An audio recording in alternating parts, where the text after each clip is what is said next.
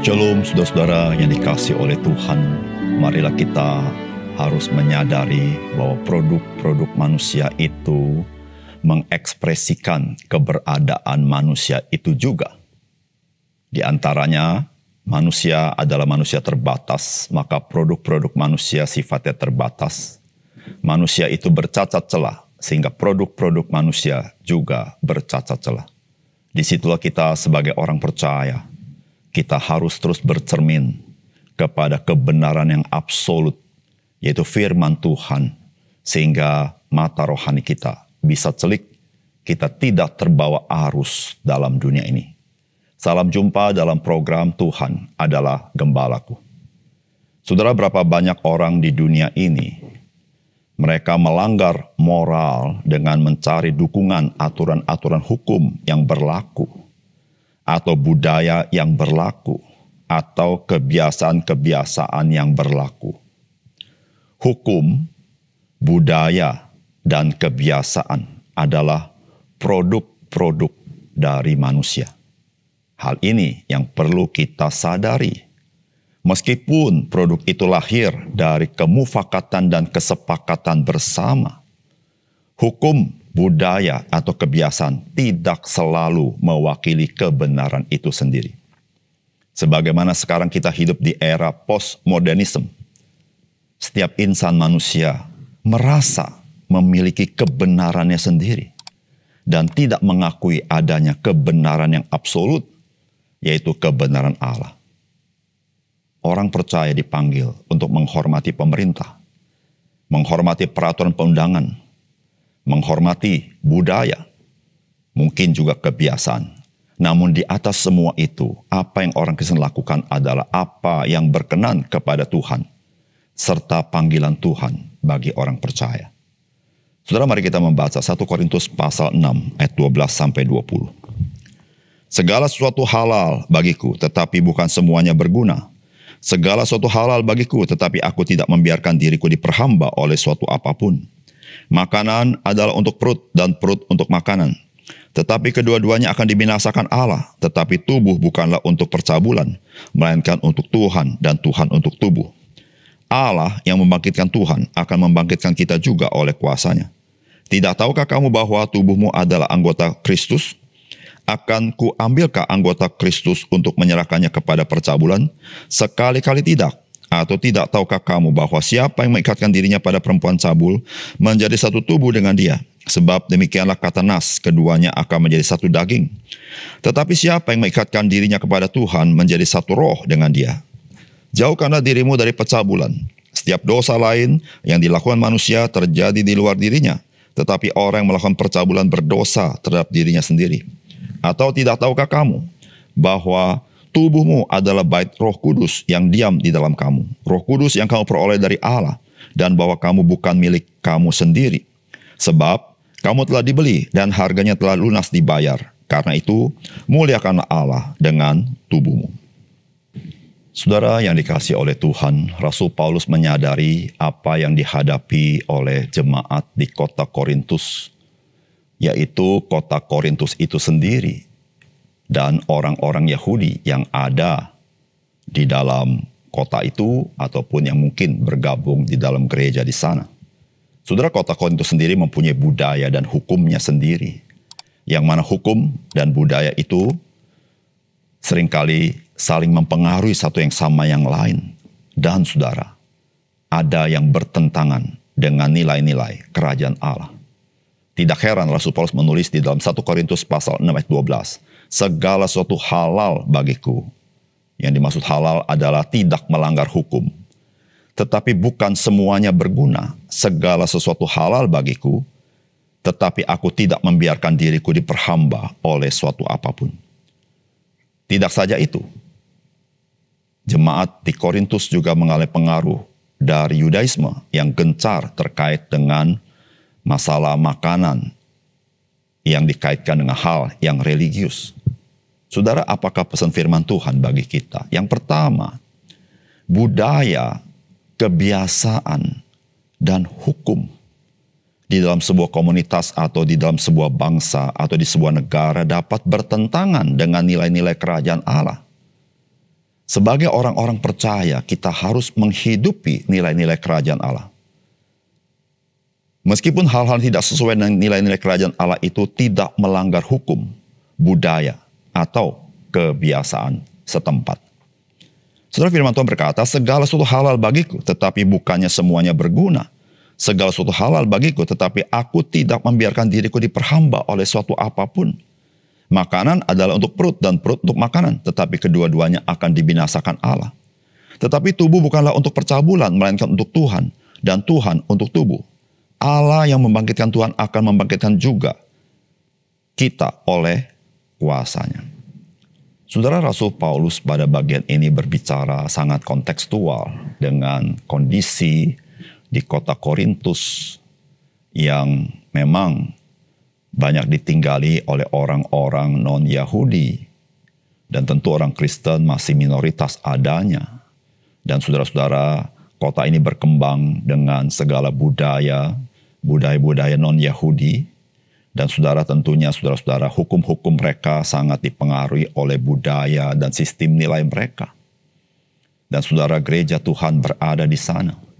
Dan ketika gereja Tuhan ada orang Kristen melakukan perkara-perkara yang melanggar norma-norma daripada kebenaran firman Allah, namun mereka tidak melanggar hukum di sana. Saudara, di situ Rasul Paulus berkata, sebab segala sesuatu halal bagiku. Maksudnya adalah tidak melanggar hukum. Tetapi bukan semuanya berguna. Saudara, ada banyak hal-hal yang tidak dilarang oleh hukum. Namun saudara, tidak sesuai dengan semangat Injil. Dan saudara, itu halal, artinya tidak melanggar hukum. Tetapi saudara, apa yang dilakukan itu tidak berguna. Bahkan saudara-saudara, Rasul Paulus berkata, segala sesuatu halal bagiku, tidak melanggar hukum. Tetapi aku tidak membiarkan diriku diperhamba oleh suatu apapun. Saudara, kita tidak boleh lupa, ketika kita melakukan segala sesuatu yang menodai nilai-nilai kerajaan Allah, meskipun tidak melanggar hukum, kita sudah diperhamba oleh dosa. Kita diperhamba oleh kedagingan kita. Kita sudah terikat di dalamnya. Saudara, bukan saja orang-orang Kristen di Korintus mengalami tekanan atau hal-hal yang sifatnya budaya ataupun pengaturan hukum. Orang Kristen di sana juga mengalami dari orang-orang Yahudi dengan Yudaismenya terkait dengan makanan. Di situ Rasul Paulus mengatakan bahwa makanan itu akan binasa. Tapi Rasul Paulus mengatakan tubuh itu bukan untuk percabulan, tapi untuk Tuhan. Karena Tuhan, Dialah yang menciptakan tubuh kita. Dan Dia akan membangkitkan juga. Bukan hanya roh kita, tetapi tubuh kita tentu dengan tubuh yang baru. Saudara yang dikasih oleh Tuhan, pada intinya Rasul Paulus mengatakan bahwa kita bisa berada di dalam sebuah komunitas, sebuah bangsa atau sebuah negara di mana sistem nilainya tidak sesuai sistem nilai kerajaan Allah. Tetapi kalau kita melakukannya, kita tidak melanggar hukum, tidak melanggar budaya, tidak melanggar kebiasaan. Saudara, sebagai orang percaya, kita perlu menghidupi nilai-nilai kerajaan Allah. Kita perlu berjalan sesuai dengan kerajaan Allah, sesuai dengan kehendak Allah. Meskipun di sana kita tahu, saudara, apa yang kita lakukan berbeda dengan orang lain. Saudara yang dikasih oleh Tuhan, mari kita belajar untuk sadar akan panggilan kita dan status kita sebagai orang-orang kudus dari Allah. Yang kedua, sebagai orang percaya, kita tidak memandang diri manusia itu secara dikotomi yang merendahkan tubuh dan meninggikan roh, melainkan manusia sebagai satu kesatuan yang utuh. Sebab baik tubuh maupun roh kita merupakan pemberian Tuhan, dan Roh Kudus tinggal di dalam kita sebagai orang percaya. Saudara, firman Tuhan berkata, atau tidak tahukah kamu bahwa tubuhmu adalah bait Roh Kudus yang diam di dalam kamu, Roh Kudus yang kamu peroleh dari Allah, dan bahwa kamu bukan milik kamu sendiri, sebab kamu telah dibeli dan harganya telah lunas dibayar. Karena itu muliakanlah Allah dengan tubuhmu. Saudara, ada pandangan bahwa tubuh dan roh ini adalah dua entiti yang berbeda. yang tidak menyatu pada diri manusia. Sehingga dikatakan tubuh itu lebih rendah dan roh itu lebih tinggi. Saudara, mungkin tanpa sadar kita sebagai orang Kristen bisa berpikir demikian. Kita berpikir jikalau kita berpuasa dengan membuat tubuh kita menderita, maka kita lebih rohani. Padahal panggilan berpuasa bukanlah maksudnya seperti itu. Saudara, kita harus bisa membedakan antara tubuh dan kedagingan. Kedagingan adalah hawa nafsu dari dosa. Tubuh adalah karunia Tuhan.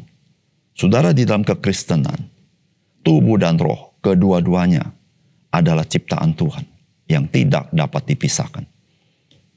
Saudara, Alkitab mengatakan bahwa tubuhmu itu adalah bait Roh Kudus yang diam di dalam kamu. Saudara, bait Roh Kudus adalah sifatnya materi, fisikal. Tetapi Roh Kudus sifatnya roh. Namun saudara-saudara, bait Roh Kudus menjadi penting karena ada Roh Kudus yang tinggal di sana. Disitulah saudara-saudara Rasul Paulus mau mengajarkan kepada orang-orang percaya supaya mereka tidak berbuat seperti orang-orang pada umumnya. Saudara, orang-orang yang membedakan antara tubuh dan roh, menganggap tubuh lebih rendah dan roh lebih tinggi. Ada yang melakukan dengan asketisme, yaitu menyiksa tubuhnya supaya merasa rohani lebih baik. Orang Kristen dapat terjebak dalam hal ini. Namun ada sebagian orang merasa tubuh ini kurang berharga dibanding roh. Maka mereka hidup semena-mena dengan tubuhnya, sembarangan dengan tubuhnya. Sehingga saudara-saudara mereka tidak memelihara dan merawat tubuhnya. Saudara, ini dapat terjadi juga dengan orang-orang Kristen yang merasa rohani lebih penting daripada jasmani. Saudara, padahal jasmani dan rohani keduanya begitu penting. Oleh karena itu, saudara yang kasih dalam Tuhan, marilah kita sebagai orang percaya jangan mempunyai pandangan dikotomi, tapi kita adalah manusia yang utuh di hadapan Tuhan. Kekudusan kita bukan saja kekudusan rohani, tetapi kekudusan jasmania juga. Marilah kita memakai tubuh kita, instrumen tubuh kita, untuk menyatakan keindahan Kristus dan untuk melayani Tuhan dengan melayani orang lain. Dan biarlah rohani kita senantiasa terhubung dengan Yesus Kristus dan kita hidup dipenuhi oleh Roh Kudus. Mari kita berdoa. Bapa surga, terima kasih untuk kebenaran firman Tuhan. Biarlah Tuhan tolong kami mempunyai pandangan yang benar di dalam kehidupan kami, sehingga kami tidak terjebak kepada cara-cara pikir dunia ini, sehingga kami menjadi orang-orang yang diperbudak oleh apa yang dahulu kami alami sebagai manusia lama. Terima kasih Tuhan, dalam nama Tuhan Yesus kami berdoa. Amin.